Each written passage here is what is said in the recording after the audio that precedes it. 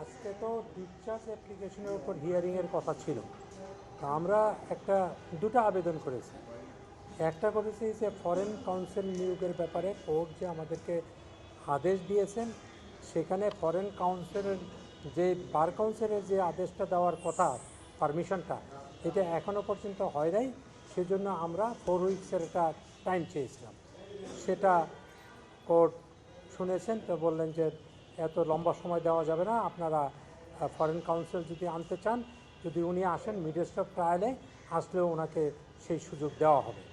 আর দ্বিতীয়টা ছিল যে ওই কনভারসেশনের যে একটা বিষয়, সালমান এফ রহমান এবং আনিসুল হক রাষ্ট্রপক্ষ থেকে একটা কনভারসেশনের কথা বলা হয়েছে।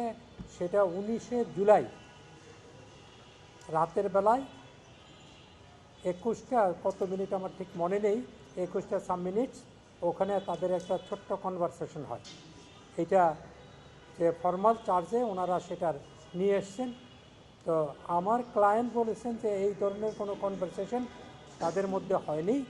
সেই কারণে আমরা একটা অ্যাপ্লিকেশন করেছিলাম যে এটা একটা ফরেন্সিক এক্সামিনেশন অফ বিদেশি কোনো ল্যাবের মাধ্যমে। তো কোর্ট এই অ্যাপ্লিকেশনটা কেপ্ট উইথ দ্য রেকর্ড রেখেছেন এবং বলেছেন যে যদি ফরেন্সিক কিছু হয়ে থাকে বাংলাদেশে, সেটা আপনারা পেয়ে যাবেন এবং তারপরে আপনারা you will take the advantage during the trial.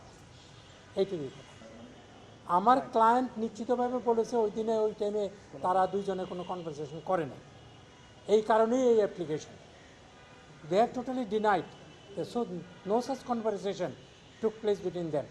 Court বললেন যে ট্রায়ালে আপনারা এটা you will take the plea ট্রায়ালে। মানে এই ক্ষেত্রে আপনাদের আর সুযোগ নেই এই এখন ট্রায়াল আর কোনো অ্যাডজমেন্ট হবে না। আজকে শুধু ফর্মাল চার্জের উপরে যে আমাদের ডিফেন্স যে হবে, হিয়ারিংটা হবে, সেটা আগামী 6 তারিখে নির্ধারণ করেছে। ওকে, থ্যাংক ইউ।